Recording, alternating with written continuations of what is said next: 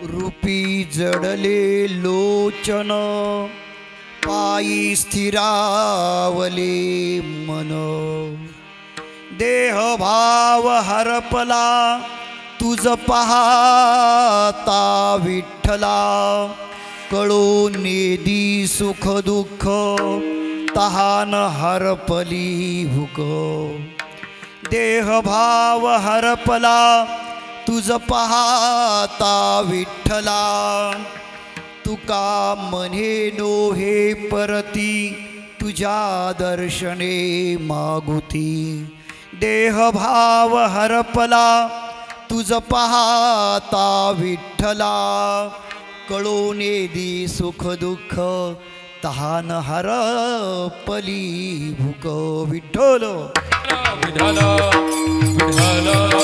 विठ्ठल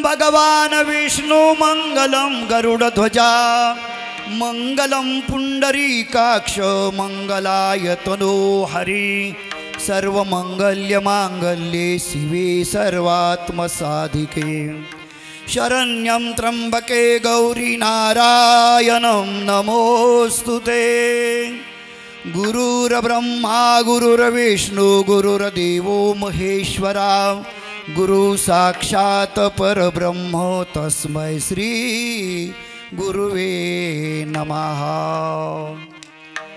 क्या रंग भरा है दुनिया में प्रभु तुम्हारे नैनों में लाम लक्ष्मण ये तन भीतर हनुमान तुम्हारे साथों में श्री राम जिनका नाम है अयोध्या उनका धाम है कृष्ण जी जिनका नाम है गोकुल उनका धाम है विठ्ठल भगवान जिनका नाम है पंढरपुर उनका धाम है संत ज्ञानेश्वर महाराज जिनका नाम है अलंकापुर उनका धाम है संत निवृत्तिनाथ जिनका नाम है त्र्यंबकेश्वर उनका धाम है पाटिल बाबा जिनका नाम है जोपुड़ उनका धाम है तुम्हारा हमारा नाम है लेकिन अभी तक निज धाम का पता लगा नहीं है। निज धाम पता प्राप्त करण्यासाठी भगवंताने या शरीराला तुम्हा आम्हाला पाठवलेला आहे। मनुष्य देहाच्या साधने सच्चिदानंद पदवी घेणे एवढा अधिकार नारायणे मनुष्यलोकी दिधला। मनुष्य शरीर हे ईश्वर प्राप्तीचं साधन आहे, विषय प्राप्तीचं साधन नाही। तुम्ही आम्ही याला विषय प्राप्तीचं साधन मानतो हे आपलं अज्ञान आहे। शास्त्रकार सांगतात, दर्शनकार सांगतात, वेद सांगतो, पुराण सांगतात, संत सांगतात, ये शरीर भगवत प्राप्ति का साधन है, विषय प्राप्ति का साधन नहीं है। मग ईश्वर प्राप्ती करण्यासाठी हे शरीर तुम्हा आम्हाला देवांनी दिलेलं आहे। देवे दिला देहो भजना गोमटा, पण तोया झाला फाटा बाधिकेचा। याला बाधा झालेली आहे। प्रत्येक जीवाला विषयाची बाधा झाल्याशिवाय राहत नाही. आणि विषयाची बाधा एकदा का झाली का त्या जीवाला अधोगतीला नेल्याशिवाय राहत नाहीत. अधोगतीला ज्याला घेऊन जातात त्यांना विषय म्हणतात. पंचविषयाचं पंचीकरण विचारसागरामध्ये आलेलं आहे की एक एक प्राणी एका एका विषयाने एका एका प्राण्याचा घात घेतला. पण हा जीवरूपी असा प्राणी आहे, एकाच वेळेला 5 विषय एकाच वेळेला भोगतो. एवढा सामर्थ्यवान या देहाला भगवंतानी बनवलेलं आहे. वास्तविक पाहता एक विषय एका प्राण्याचा घात घेतो, पण हा जीवरूपी प्राणी असा आहे या सर्व प्राण्याचा घात घेतो आणि शेवटी स्वतः त्याचा देह गेल्याशिवाय राहत नाही. विठ्ठलो विठ्ठलो विठ्ठल विठ्ठल घात घेतात त्याला विषय म्हणतात.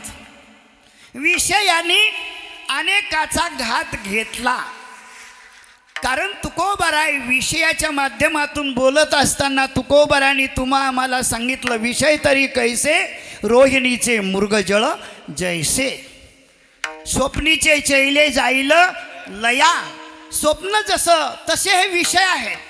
विषय आहे आणि विषय भोगणारा सुद्धा तसाच आहे. दोघांचं स्वरूप एक आहे, पण ईश्वराचं स्वरूप वेगळं आहे. ईश्वराच्या स्वरूपाची ताकद आजच्या अभंगातून तुकाराम महाराज तुमच्या आमच्या समोर मांडतात. विषयाची ताकद वेगळी आहे. विषय हे भोगणाऱ्यालाही मातीत घालतात आणि स्वतःही मातीत जातात, त्यांना विषय म्हणतात. पण आजच्या विषयाची जी ख्याती आहे, महती आहे, शक्ती आहे, बळ आहे, तुकोबाराय आजच्या विषयाच्या महतीचं बळ सांगतात. अरे बाबा, जे मन कुठेच थांबत नाही. हवा कधी थांबलेली पाहिली का? हवा कधीच एका ठिकाणी थांबल्या जात नाही. तद्वत हवेपेक्षाही या मनाची गती हवेपेक्षाही महान आहे. मना चंचल चौपल जाता येता लगे वेळ, जाता येता लगे वेळ, जाता येता लगे वेळ. मना चंचल चौपल जाता येता लगे वेळ, जाता येता लगे वेळ, जाता येता लगे वेळ.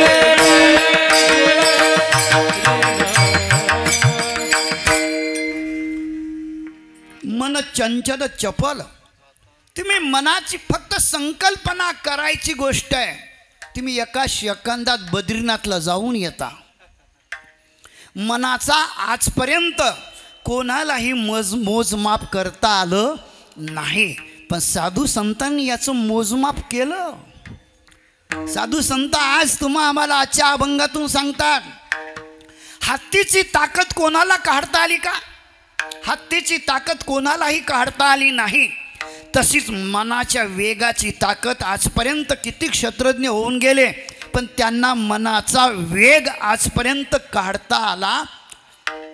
हिरो होंडाचा काढला, 4 व्हीलरचा काढला, प्लेनचा काढला, पण मनाचा वेग आजपर्यंत कोणालाही काढता आला नाही. पण साधू संतांनी त्या मनाचाही वेग काढला.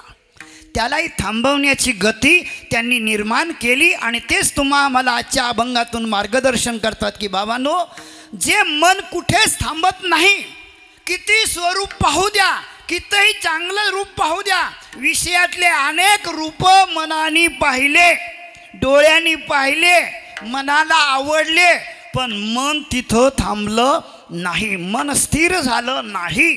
सांगितलं माकडाला कधी समाधी लागल का? माकडाला कधी समाधी लागू शकत नाही. तसंच मन हे माकडापेक्षाही माकड आहे. पण या मनाला स्थिर करण्याची ताकद साधू संतांनी तुम्हा आम्हाला मार्गदर्शन केलं. मन हे थांबते, पण कुठे थांबते? मन ज्या ठिकाणी थांबते त्या ठिकाणी ईश्वराच्या शक्तीचं मोजमाप केलेलं आहे. ईश्वराच्या शक्तीसमोर मन कुठेच पळत नाही. आता कोठे धावे मन तुमचे चरण देखलिया, भाग गेला तीन गेला, अवघा झाला आनंद. भाग गेला तीन गेला, अवघा झाला आनंद. भाग गेला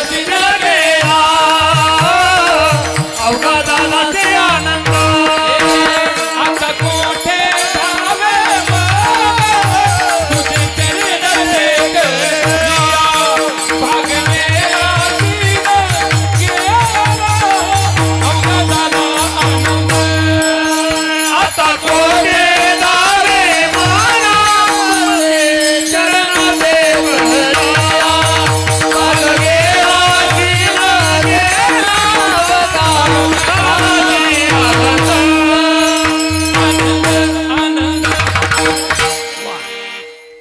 आज खरोखर आनंदच आहे. आनंदाची डोई आनंद तरंग.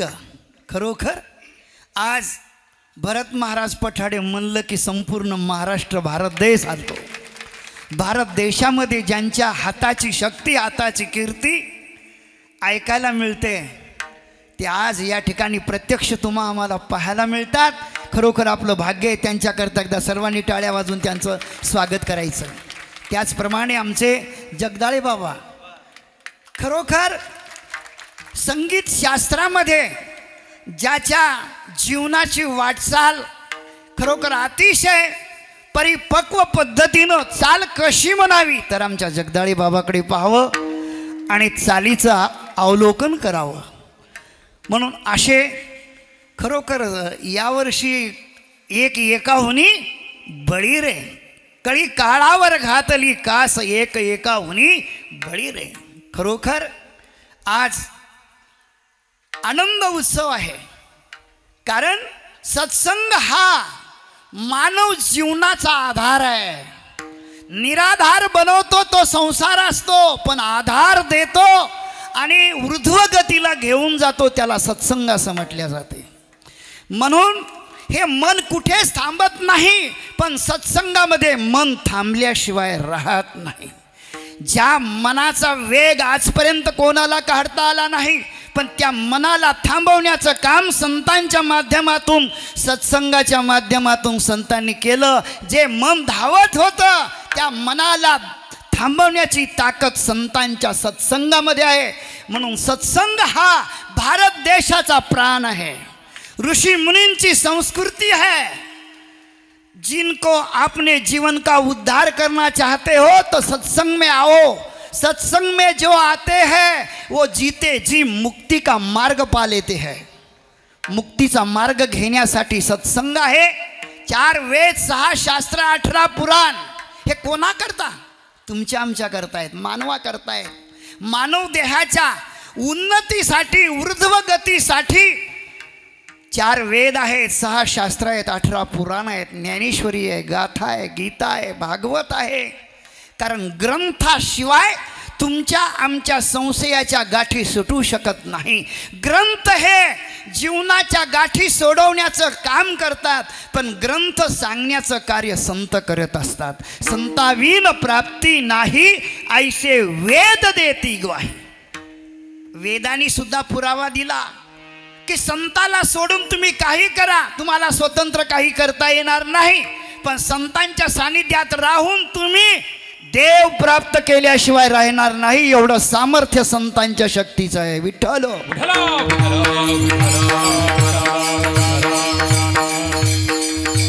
संतनी के संगी लाग रे मेरी अच्छी बनेगी.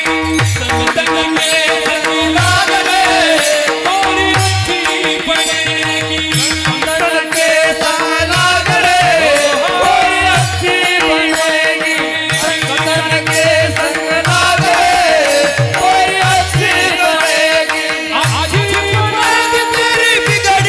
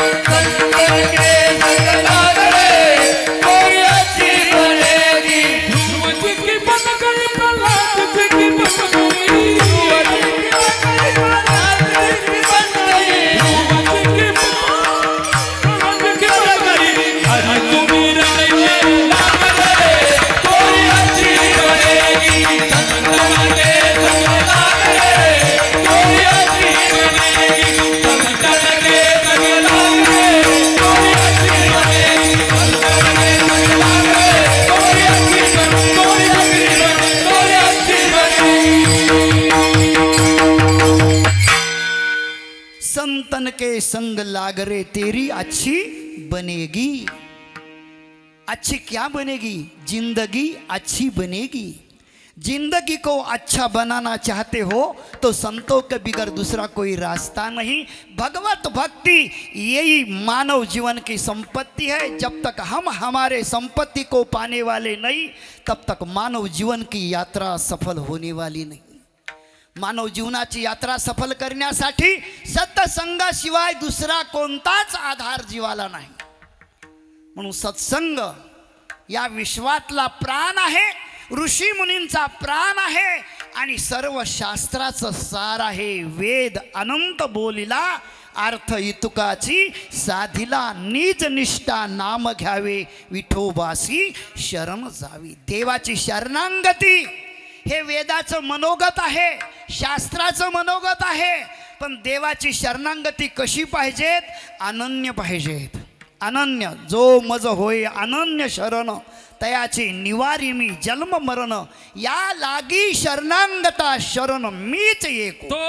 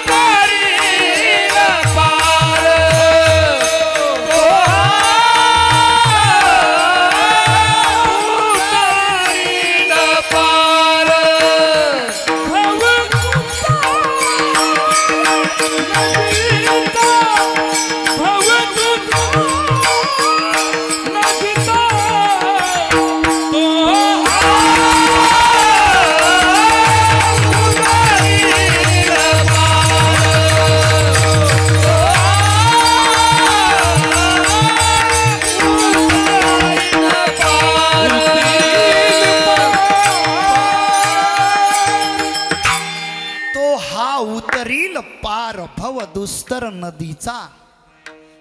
सत्संग हा भव नदीचा पार उतरवण्याची ताकद सत्संगामध्ये आहे। म्हणून संतांच्या भेटीशिवाय सत्संगाची गाठ जीवाला मिळू शकत नाही। धन्य काळ संत भेटी पायी मिठी पडवितो, संदेहाच्या सुटल्या गाठी झालो पोटी। भव नदीचा झाला तारा, या उतारा प्रसादे। संत हे दान देतात, पण कोणतं दान देतात? मंगल दान देतात। मंगल दान देण्याची परंपरा संतांची आहे। जे मंगल दान देतात ते जगाचं मंगलमय केल्याशिवाय राहू शकत नाही। मंगल बनना चाहते हो तो संतों के हाथ का दान ले लो। संतों जे कहते हैं वो दान ले लो। विषय का दान एक दिन मट्टी बनाएगा, पण संतों के हाथ का दान एक दिन मोक्ष के साथ ले जाने वाला संत है। म्हणून संत जे दान देतात, संत कोणतं दान देतात? भगवान सांगतात अर्जुना, संतों के बिगर विद्या दान देने का कर्तव्य किसी के हाथ में नहीं है। संतों के हाथ में विद्या दान है। विद्या दान सबसे बड़ा दान है और ये दान जो देते हैं उनको संत कहते हैं। जन्म मृत्यु का फेरा मिटाने की शक्ती संतों के दान में होता है। म्हणून संतांनी जे दान दिलं ते दान जर कोणतं असेल तर अध्यात्म विद्या, अध्यात्म विद्येचं ज्ञान संतांनी दिलं। म्हणून धन्य काळ संत भेटी। वाल्याला उपदेश केला, वाल्याचा वाल्मिक बनवला। सांगितलं अरे हत्या करण्याची गरज काय? सांगितलं महाराज तुम्ही एकटे आहेत, मागण पुढून धुड्डा उड आहे म्हटलं तुमचं, पण आमच्या मागे म्हटले आमचा परिवार आहे, मुलं आहेत, बाळ आहेत, पत्नी आहे, नातवंड आहेत, यांना जगवायचं कसं? वांढ्याला नारद म्हणू लागले अरे या विश्वात कितीतरी मायबाप आहेत, कितीतरी लोक आपल्या परिवाराची उपासना जोपासना करतात, ते काय लोकाची हत्या करूनच करतात का? अरे लोकाची हत्या करून पालन पोषण करणं हे मरायच्या अगोदर नरकात जाऊन बसणे म्हटले। जिवंत नरक भोगणं दुसऱ्याची हत्या करून हे जिवंत नरक भोगल्याचं आहे म्हटले। सांगितलं अनेक व्यवहार आहेत, अरे चांगला व्यवहार कर. जोडोनिया धन उत्तम व्यवहारे, उदास विचारे वेच करी. उत्तमची गती तो एक पावेल, उत्तम भोगील जीवखानी. वाल्याला उपदेश झाला, धन्य काळ संत. संतांची भेट जर वाल्याला झाली नसती, देवाची झाली असती तर देवाने त्याचा मुर्दाच पाडला असता, देवाने त्याला ठेवलं नसतं. कारण बघता राखे पायापाशी, दुर्जनाशी संवारी. वाया गेलेलं चांगलं बनवतात, त्याला संत म्हणतात. मारा मारा यही मंत्र उनके अंतरी भेदा. वाला था सो हुआ वाल्मीकि, वाला था सो हुआ वाल्मीकि. भेंट भई नारदा राम नाम से दादा भाई. राम राम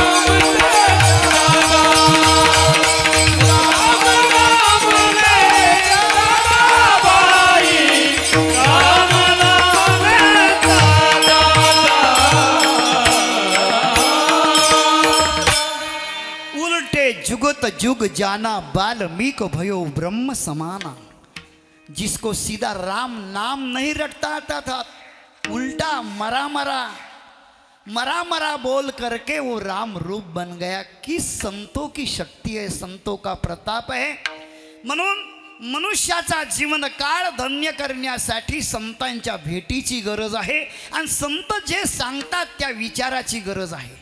आजच्या अभंगातून तुकाराम महाराज तुम्हा आम्हाला सर्वांना सांगतात, मायबाप हो पहा, पण काय पहा, जे पाहिल्यानंतर परत पाहो असं वाटणार नाही, असं पहा. मग असं काय आहे या विश्वामध्ये, असं काय आहे की एकदा पाहिलं का की पाहिली या वेध लावी बैसे जीवी. पाहिल्यावर त्याच्यामध्ये मन जडल्या जाते, ते डोळ्यापासून दुसरीकडे जाऊ नये असं सतत डोळे त्याच्या मागे धाव घेतात. मग असं काय आहे, असं असणारी जी दिव्य शक्ती आहे, ती शक्तीचं स्वरूप तुकाराम महाराज आजच्या प्रथम चरणातून सांगतात. रूपी जडले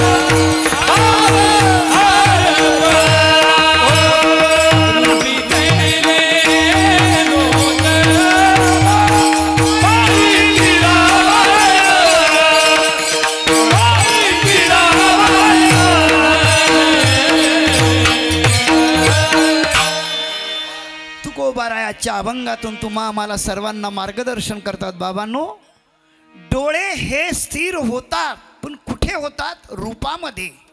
कोणतं रूप आहे सांगितलं? जीवाचं रूप वेगळं, विषयाचं रूप वेगळं, संतांचं रूप वेगळं आणि देवाचं रूप वेगळं. सगुण मेघ श्याम लावण्य सुंदर, नाम या दातार केशवराज. देखी लागे माय यमुनेच्या तीरी, हात खांद्यावरी राधिकीच्या. गोपिकांनी रूप पाहिलं, पण पाहिल्याबरोबर गोपिकांच्या मनात बसलं. मनात तर बसलं, मनात बसल्यामुळे डोळ्यात ते काय झालं? अखंड खेळा लागलं.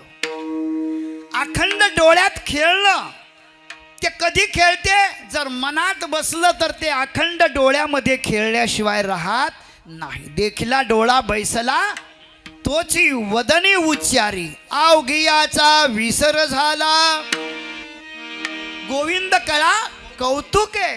कौतुकानं त्या गोविंदाच्या कळेचं ते चिंतन करतात. म्हणून रूप बसावं, पण कोणाचं बसावं? देवाचं बसावं. मग देवाच्या रूपामध्ये ताकद आहे, शक्ती आहे, बळ आहे. ऐसे बळ नाही अनेकाचे अंगी, तप तीर्थ जगी दान वर्ते.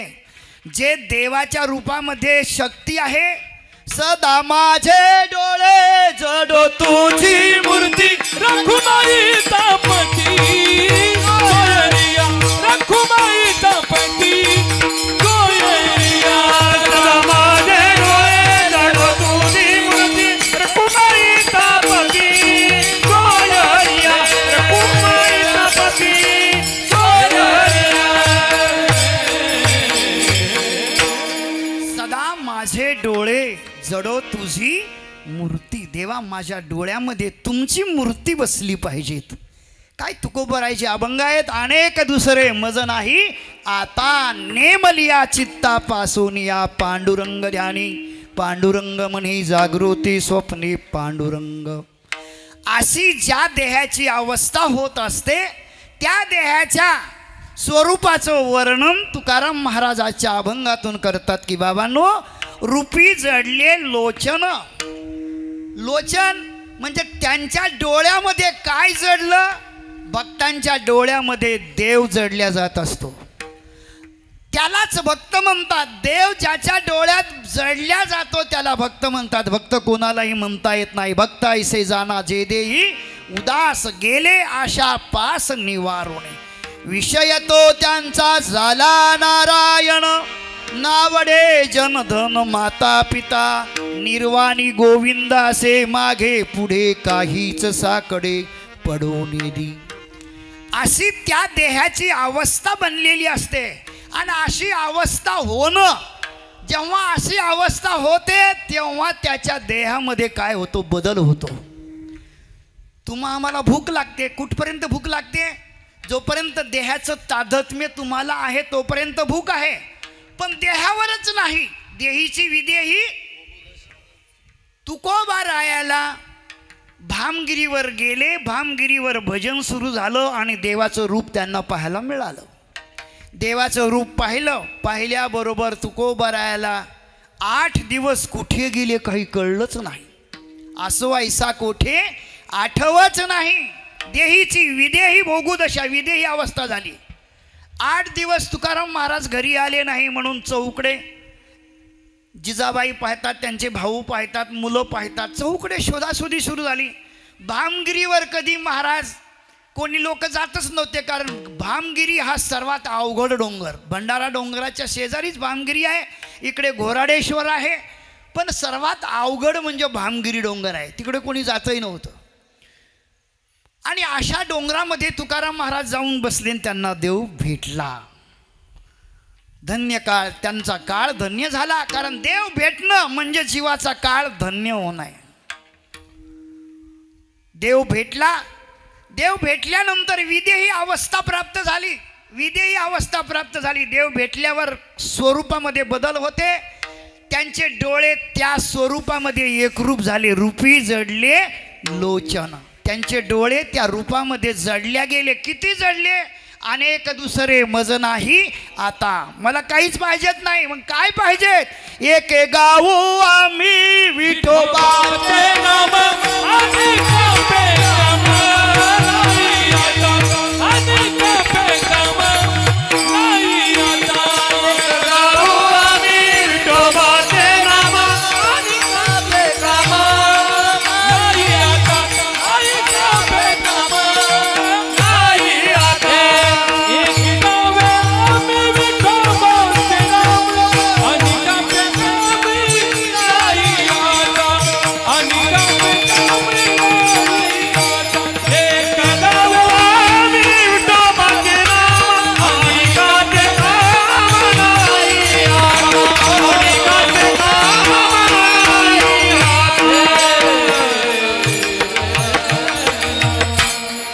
एके गाऊ आम्ही विठोबाचे नाम अनेकापे काम नाही आता. आता दुसऱ्याचं मला काम राहिलेलंच नाही का? माझं काम पूर्ण झालेलं आहे का?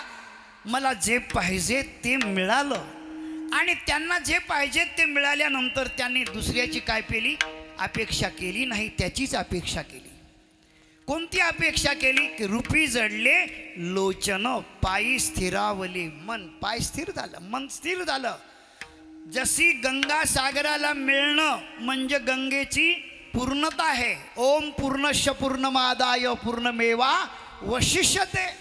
तशीच जीवाला देव मिळणं म्हणजे जीवाची पूर्णता आहे. मग पूर्ण केला पूर्ण केला पूर्ण केला मनोरथ. घरा आले घरा आले घरा आले कृपाळू. पाहुणे घरासी आज आले ऋषी केशी. काय करू उपचार कोप मोडकी जरजर. विदुराच्या घरी पाहुणे आले, तुकोबराच्या परी पाहुणे आले. देव पाहुणा यावा, पण देव कोणाच्याही घरी पाहुणा जात नाही. देव हा भक्ताच्या घरी पाहुणा जातो. पहिलं भक्त व्हावं लागतं, भक्ती करावी लागती आणि नंतर भक्तीमध्ये काय व्हावं लागतं? मन मुरून जावं लागतं. रूपी जडले रूपामध्ये जडावं म्हणजे प्रेम. एवढं प्रेम निर्माण होते की बस त्याच्यापासून ते दुसरीकडे जातच नाहीत. बैसले शेजारी गोविंदाचे, बैसले शेजारी गोविंदाचे बैसले शेजारी. गोविंदाचे बैसले शेजारी. हाची नेम आता न पिरे मागारी. हाची नेम आता न पिरे मागारी. हाची माता न पिये मागा. हाची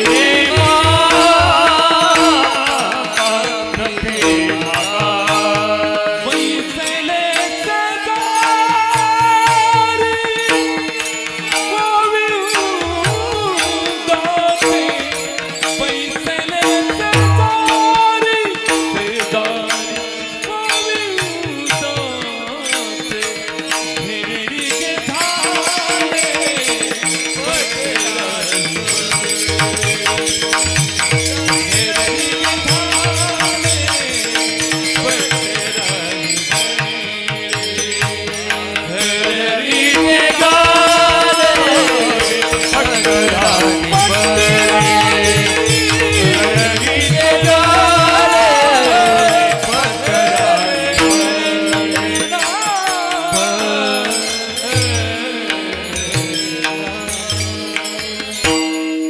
संतांनी नेम केला.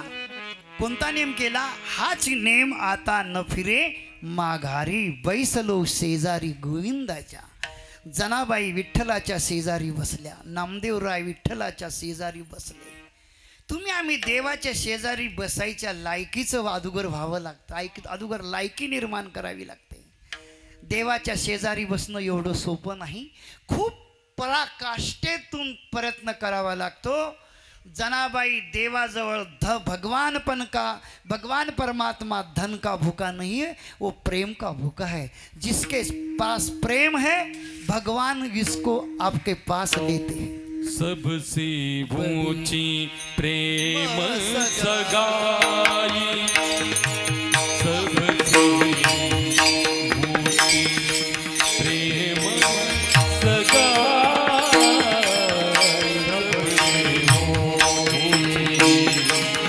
प्रेम सदा सबसे ऊंची प्रेम सदा।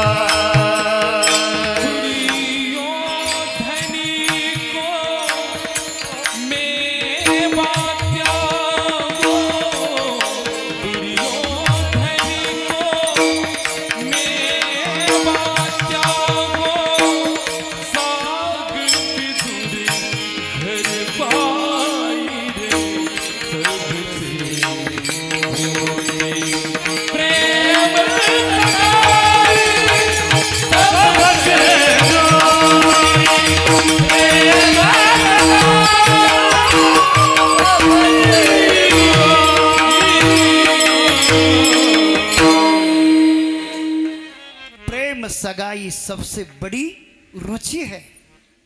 प्रेम रुचि भगवान को चाहते हैं, भगवान और कोई रुचि नहीं चाहते। प्रेम थोर प्रेमाचा भुकेला हाची दुष्काळ तया। भगवंताला दुष्काळ आहे, कशाचा आहे?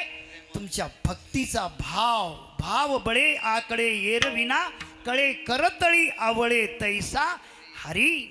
हरी मिळवण्यासाठी सतत तुम्हाला हरीची सेवा करावी लागेल। हरी सेवा केल्याशिवाय तुम्हाला हरी होता येणार नाही। हरी होण्यासाठी हरीचीच सेवा करावी लागेल, हरीलाच पाहावं लागेल, हरीचेच पाय धरावे लागतील, हरीचेच गुण गान श्रवण करावं लागेल आणि हरीचंच नाम घ्यावं लागेल। घेई घेई माझे भाचे, घेई घेई माझे भाचे, माझे वासे, घेई घेई माझे वासे।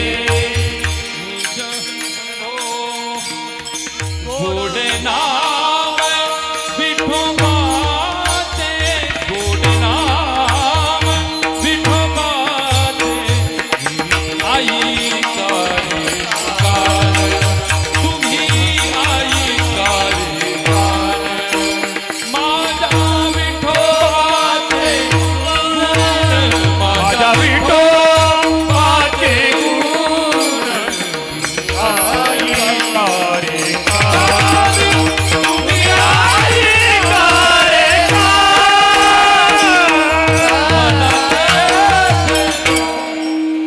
घेई घेई माझे वाचे, गोड नाम विठोबाचे। देवाचं नाम गोड आहे, किती गोड आहे? अमृताहुनी गोड नाम तुझे देवा, नाम तुझे देवा।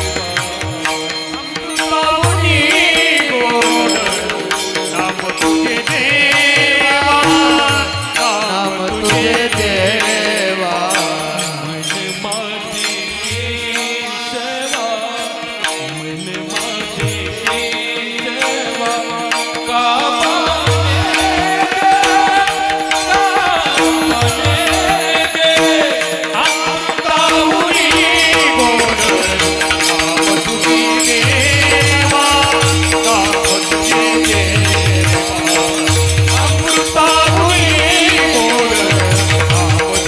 केशवा, मन माझे केशवा,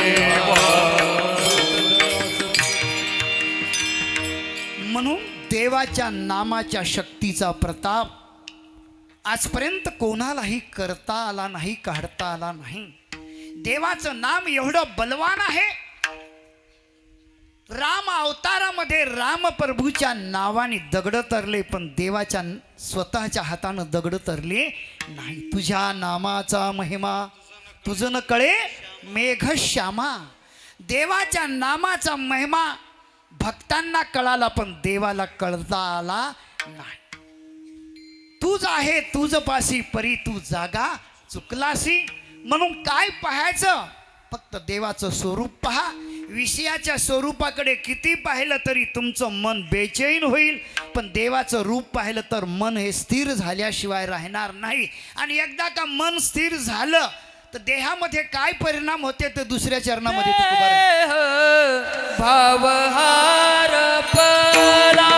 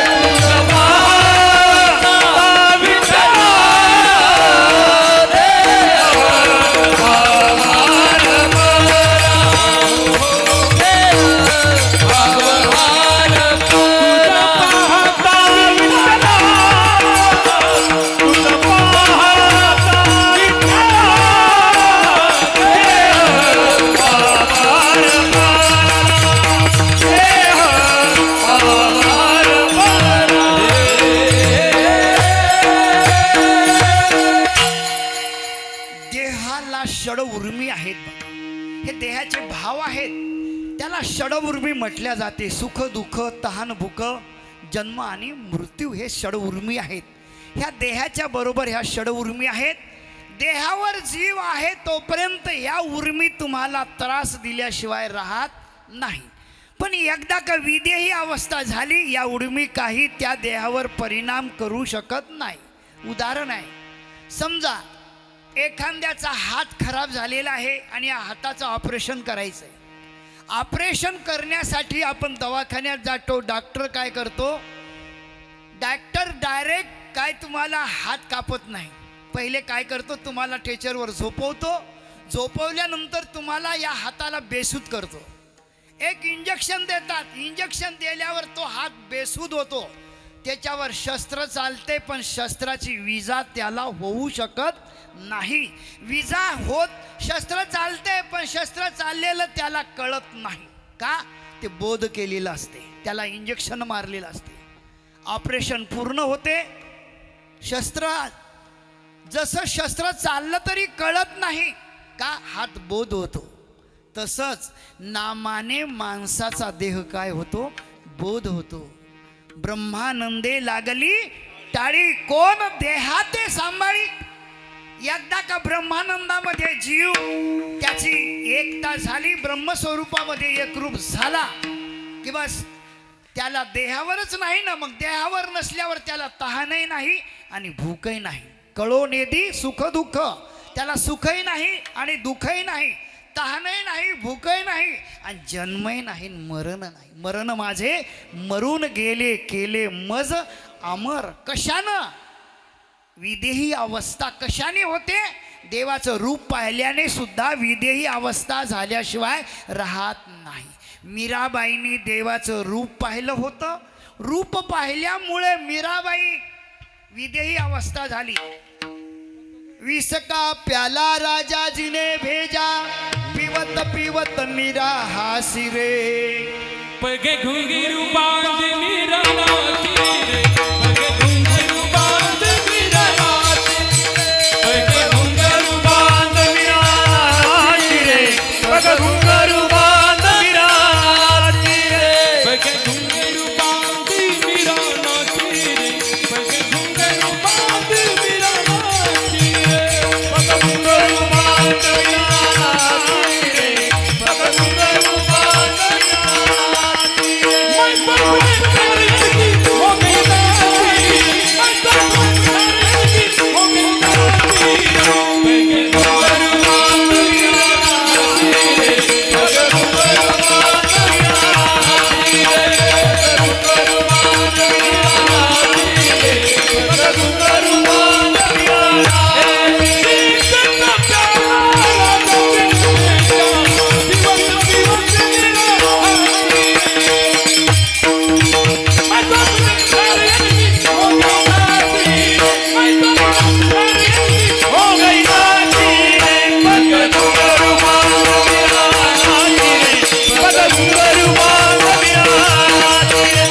घुंगरू बांध मीरा नाची रे, पग घुंगरू बांध मीरा नाची रे। पग घुंगरू बांध कर मीरा नाची रे, कैसी नाची? ऐसी लागी लगन मीरा हो गई मगन। उस रूप में मगन होना चाहिए, जब तक मगन होते नहीं तब तक लगन लगती नहीं। ऐसी लागी लगन मीरा हो गई मगन, ऐसी लागी लगन मीरा हो गई मगन। ओ तो गली गली हरि गुण गाने लगी, ऐसी लागी लगन मीरा हो गई मगन, ऐसी लागी लगन मीरा हो गई मगन। राणा ने विच दिया मानो अमृत पिया, राणा ने विच दिया मानो अमृत पिया, राणा ने विच दिया मानो अमृत पिया, राणा ने विच दिया मानो अमृत पिया। ओ तो गली गली हरि गुण गाने लगी, ऐसी लागी लगन मीरा हो गई मगन, ओ तो गली गली हरि गुण गाने लगी, ऐसी लागी लगन मीरा हो गई मगन, ऐसी लागी लगन मीरा हो गई मगन। ऐसी लागी लगन म्हणून देवाचं रूप पाहिल्यानंतर लगन लागल्या जाते। मीराबाईला लगन लागलं, कारण लगन कशाला म्हणायचं? मगन, त्याच्यामध्ये एकरूप पूर्णता, पूर्ण प्राप्ती होणं, त्याच्यापासून मन एकाग्र होणं आणि त्या स्वरूपात एकरूप होणं। जशी गंगा सागराला मिळाल्यानंतर ती वेगळी राहत नाही, ती सागर स्वरूप होते, तसाच जीव हा एकदा देवाच्या स्वरूपात मगन झाला का तो वेगळा राहतच नाही। त्याच्यामध्येच त्याला बाप रोखमा देवीवरू जीवीचा जिव्हाळा, काही केल्या वेगळा नो वेगे माये, किती ओ शिकवाल मज वेळो वेळा मी तया गोवळा रातलिये। एकदा त्याच्याशी एकरूप झाल्यानंतर ती वेगळी राहतच नाही। ही एक अवस्था आहे आणि ही अवस्था देव पाहिल्यानंतरची अवस्था आहे। तुकोबाराय म्हणतात, रूप हे डोळ्यामध्ये जडलं आणि त्याचा परिणाम देहीची विदेही भोगू दशा, असो ऐसा कोठे आठवच नाही। आठव नाठव गेले भावा भाव झाला स्वयमेव पांडुरंग। स्वयमेव पांडुरंग बनल्यामुळं वेगळं काही शिल्लक राहिलंच नाही। ब्रह्मभूत काया होतसे कीर्तनी, भाग्याईसे ऋणी देव झाले कीर्तन चांग। कीर्तन चांग होय अंग हरिरूप। म्हणून हरीचं रूप पाहिल्यानंतर आपलं अंग सुद्धा हरिरूप झाल्याशिवाय राहत नाही। कीर्तन श्रवण केल्याने सुद्धा आपलं अंग हरी होते आणि हे हरी होणं म्हणजेच काय आहे? तुकोबाराय सांगतात बाबांनो की एकदा का हरी त्यांनी पाहिला, हरिरूप झाले। अनेक बघा, राजा बळी सुरुवातीला देवाचं रूप त्यांनी पाहिलं आणि पाहिल्यामुळे त्याच्या डोळ्यामध्ये ते रूप बसलं।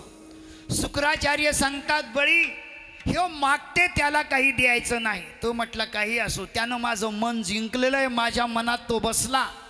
माझ्या मनात बसल्यामुळे त्यानं जे मागितले ते मी दिल्याशिवाय राहणार नाही, कारण त्यानं माझं मन घेतलेलं आहे, मन त्याने मिळवलेलं आहे। तो जे मागल ते मी देतो। शेवटी म्हटले तुझी इच्छा आहे, तुझे पायच जर डोहात ओढत असले तर म्हटले मी सांगतो ते नको ऐकू। म्हटले देव जोडे तरी करावा अधर्म।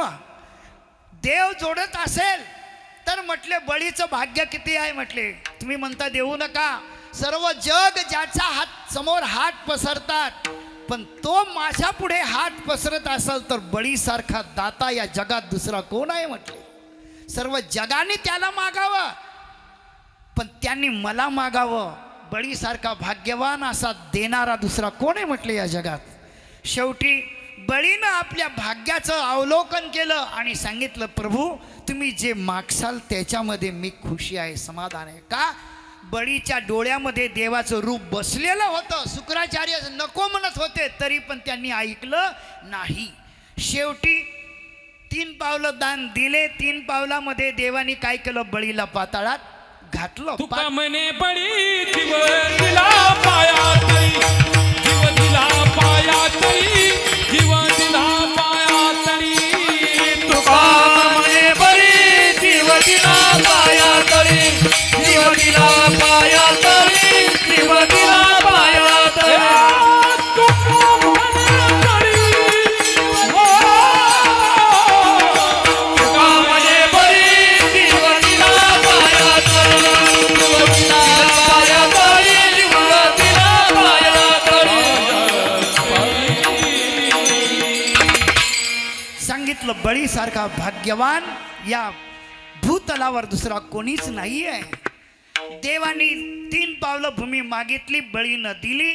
2 पावलामध्ये देवानी संपूर्ण त्याचं सर्व संपून टाकलं. 3रा पाऊल शिल्लक राहिलेला आहे. बळी, अरे तुझ्याकडे काहीच नाही, काय करायचं? मग माझं घेतलेलं परत दान देऊ का? छे छे म्हटले, एकदा थुकलेला थुका परत चाटणारा बळी नाही. म्हटले मी आता दिलेलं परत घेणारा माणूस नाही. मग म्हटलं तुझ्याकडे काय शिल्लक आहे? म्हटले तुम्ही जे दिलं ते तर शिल्लक आहे ना.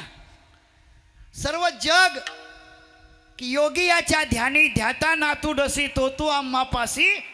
सर्व योगी ज्याच्या पायाची अपेक्षा करतात आणि ते पाय जर बळीच्या जनेमी जनेमी मुनी जतनी कराई.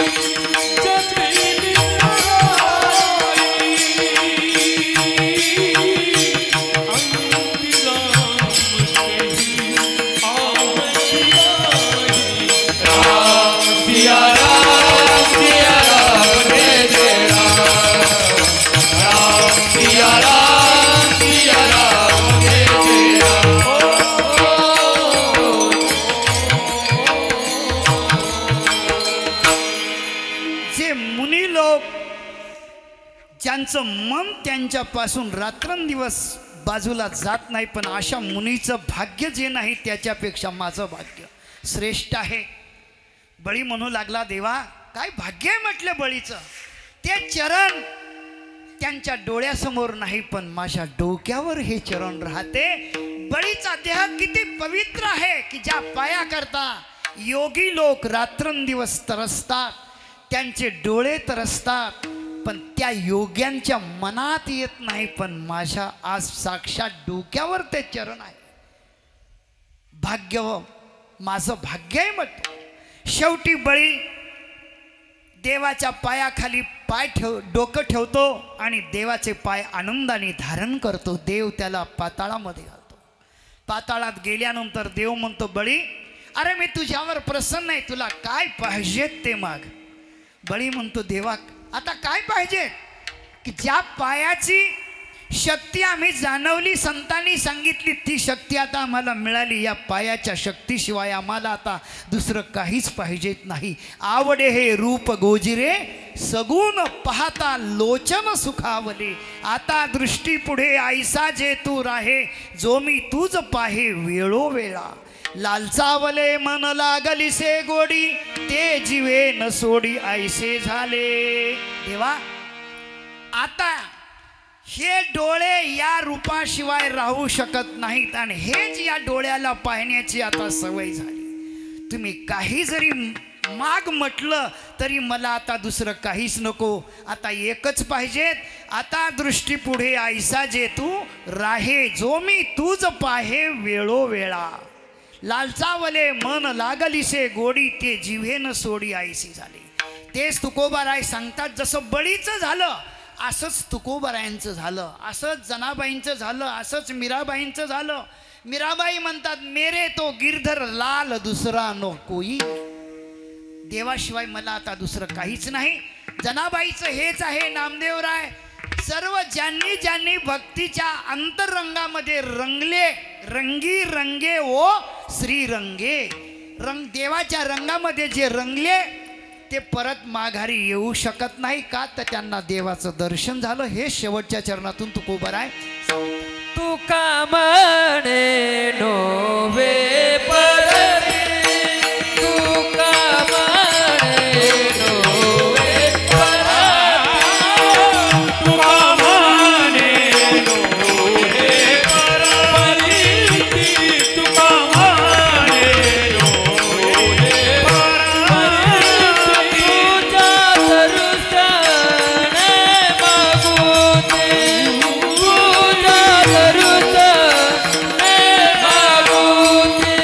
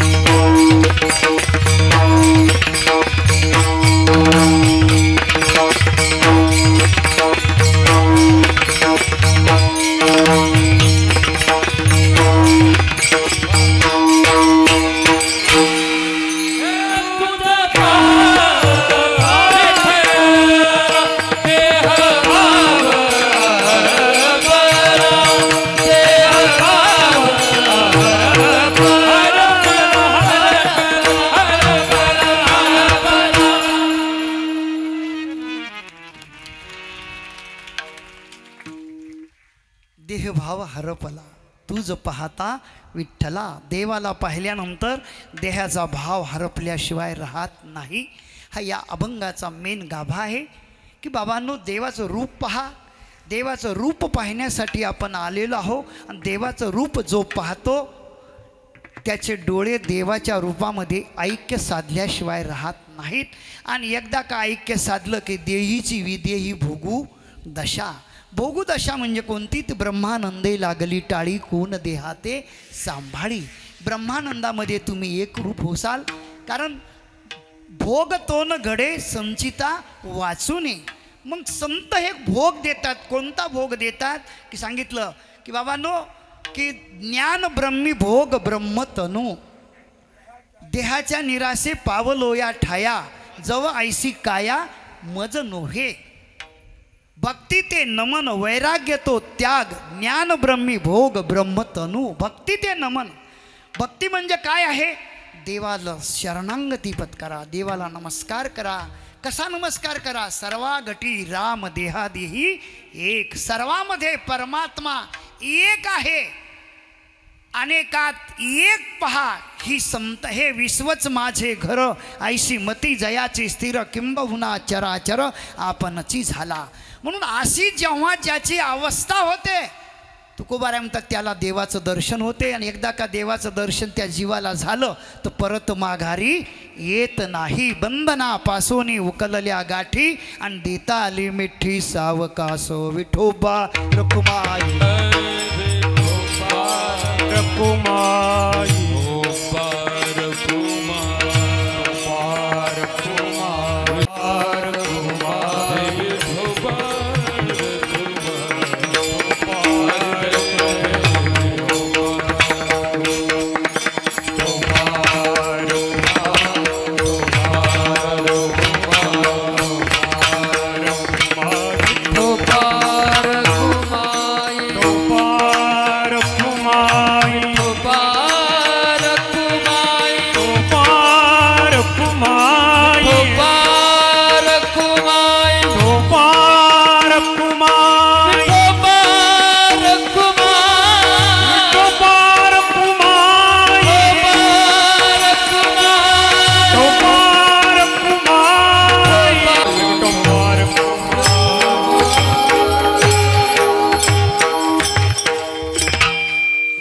चालू असलेला हा माझ्या वडिलाची मीरा शिगा देवा तुझी चरण सेवा साधावया हरिनाम कीर्तन संतांचे पूजन घालीन लोटांगण महाद्वारी.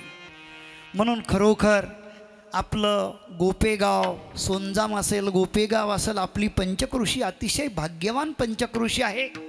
ही पंचकृषी जटयूची पंचकृषी मानल्या जाते की ज्यांनी देवासाठी स्वतःचे प्राण बलिदान देण्याचं कार्य केलं.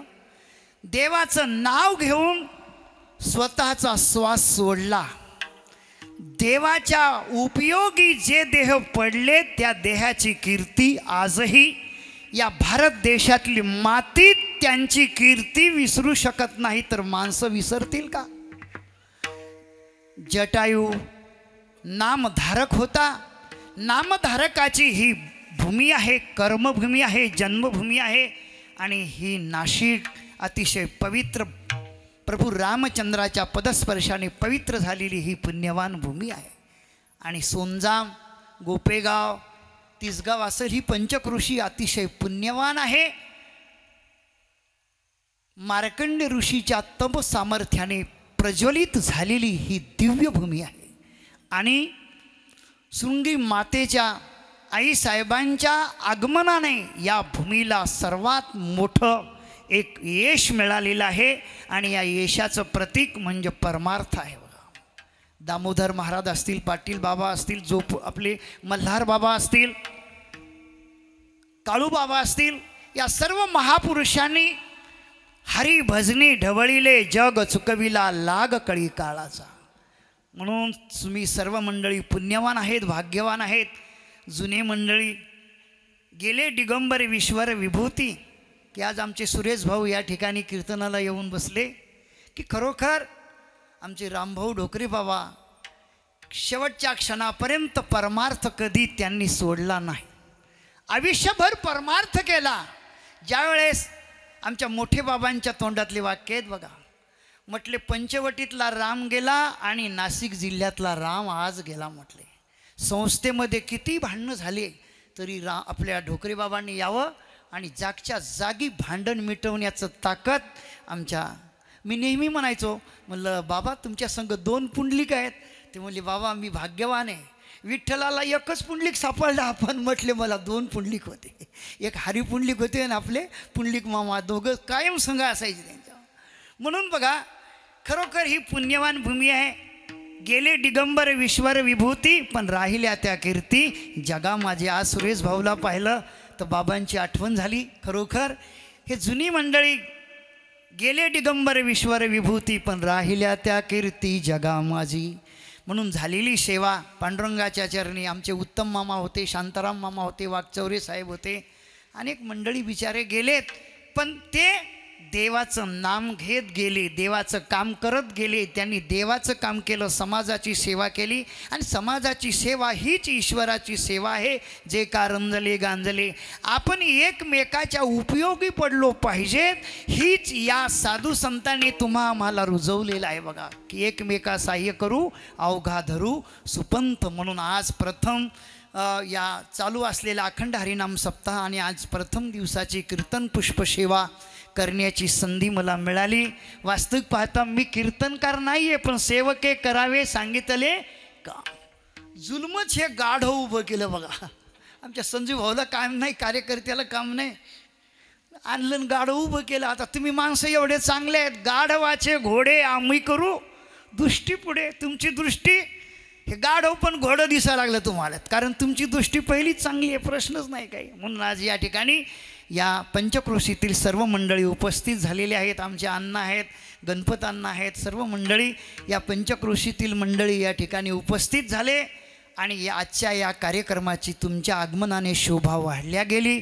दररोज मोठे मोठे नामांकित कीर्तनकार मंडळी या ठिकाणी येणार आहेत आणि येऊन तुम्हाला बोध देणार आहेत. तो बोध आपण घेतलाच पाहिजे. बोध दिला मज सांगाती दिसू लागली वाट. आपल्याला देवाची वाट दिसावी म्हणून बोध हा घ्यावा लागतो, आणि देवाच्या वाटेवर तो बोध आपल्याला घेऊन गेल्याशिवाय राहत नाही. झालेली सेवा एकदा माऊलीचं भजन करू. हां हां.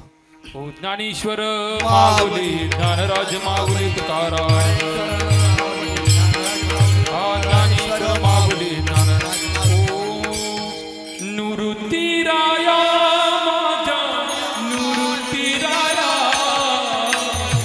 सोपानंदा पायी ज्ञान सगळया. मला खालचे मंडळ